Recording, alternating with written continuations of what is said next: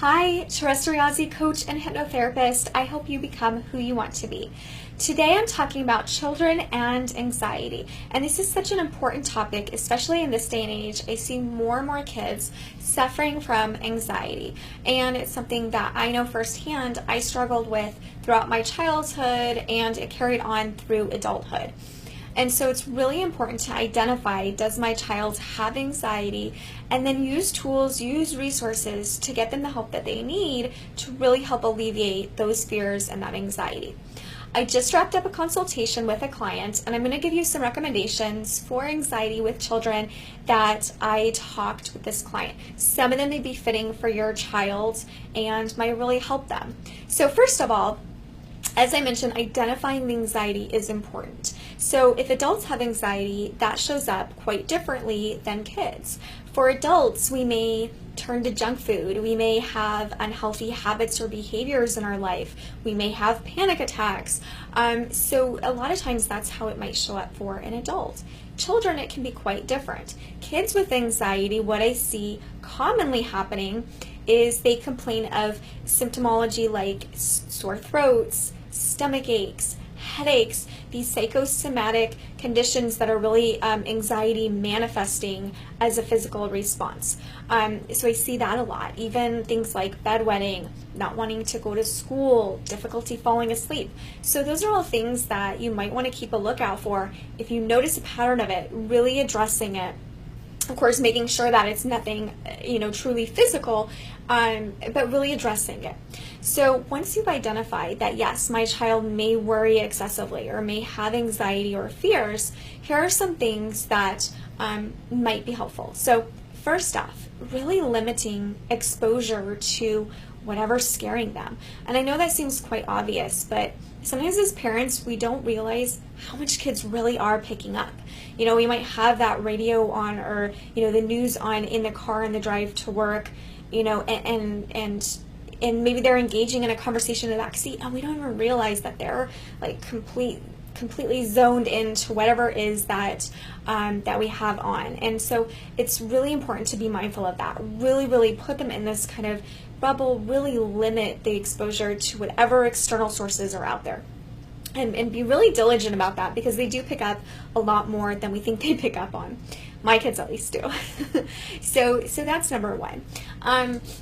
Number two, and with limiting exposure, here's the thing, you're kind of walking a thin line here, because you of course don't want your children to be naive to dangers that are out there that could potentially harm them. So educating them is important too, but not overdoing it. So yes, teaching them the dangers of stranger danger and making sure that they're safe, but also not instilling fear in them, right? It's a tricky balance as a parent, but it's really important.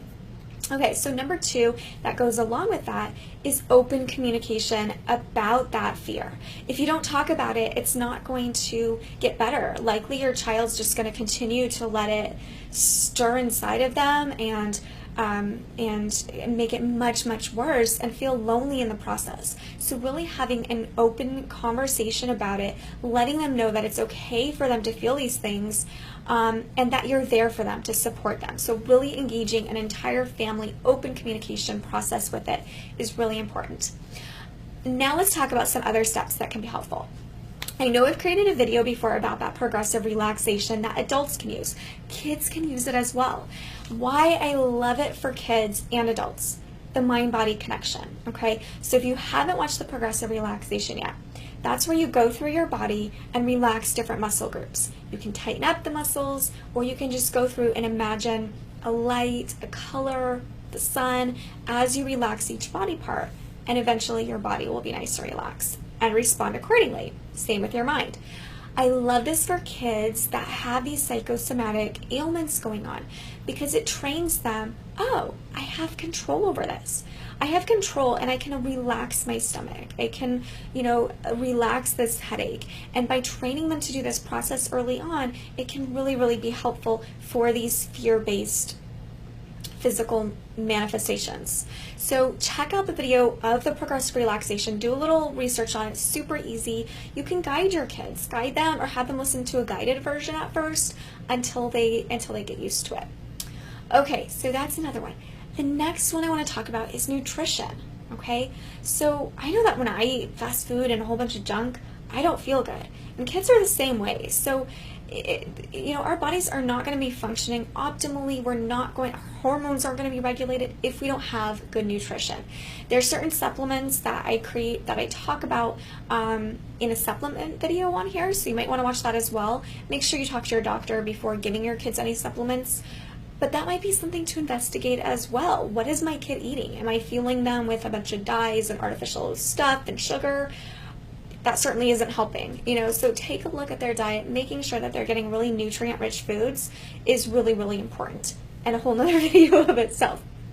Okay, the next recommendation that I have is a tool that I love for kids and adults. And what that is, it's called anchoring. I'm going to explain it really quick. Anchoring. So have you ever smelled sunscreen, right? And you smell the sunscreen and instantly you're trying to transport it to the beach. Or maybe you smell cookies cooking and you think of cooking in your grandma's kitchen. You're right there and you get emotional from that. Anchoring is an external stimulus that is producing an emotional response. And a lot of times it can be attached to a smell. So this is something that can really help your kids. Get some essential oils. There's lots of great brands out there. Get some oils, put them in a roller bottle, okay? Have your child smell the oil. When they're smelling the oil, have them close their eyes and connect with a memory, an experience where they felt calm, where they felt relaxed, where they felt happy, okay? Close your eyes, connect to the experience. And this process, you're going to do it consistently. Anchoring is very useful and it works very rapidly, but you do have to use it consistently at first. So same thing, smell the oil, connect with that experience. As you do it, it becomes ingrained, okay? So they just smell the oil and automatically they feel like whatever they're imagining, okay? Just like that sunscreen, right? We smell the sunscreen and we feel nostalgic, or we feel happy or relaxed, or whatever it is, whatever feelings we get from that. Same thing, and you can set it up yourself for your child, help assist in that routine, and it can be really, really helpful. Plus, apply the oils. Put them on, spray it on their bed sheets, diffuse it in their air, apply it before school. Lavender is a great one to promote relaxation. Chamomile. There's great lines of kid-friendly blends. I really love a brand called Plant Therapy. They have an entire line of kid-friendly products, and that might be something that you can use on them to help with their anxiety as well. The last recommendation that I have is guided meditation. So finding a kid-friendly guided meditation that's going to be geared towards helping them relax. I'll be honest, there's not a fantastic library of wonderful kid-friendly meditations that I found out there. I'm on that next.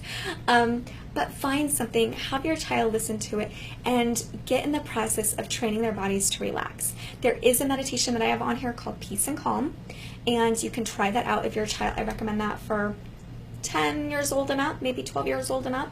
Let me know if you've listened to that and see how that helps them. And then there's also younger versions, versions of other meditations that are going to be geared for younger kids.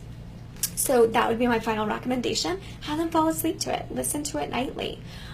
Please share this video if you know somebody that has a child that is suffering from anxiety. Leave your comments below. I'll help you out as much as I can. There's lots of other resources and recommendations that I have out there. So leave your comments below or share this video with somebody if you know that your child or you have somebody's child that suffers from anxiety. And please let me know. I love feedback, so let me know how these tools help you. Thanks so much. Have a great day.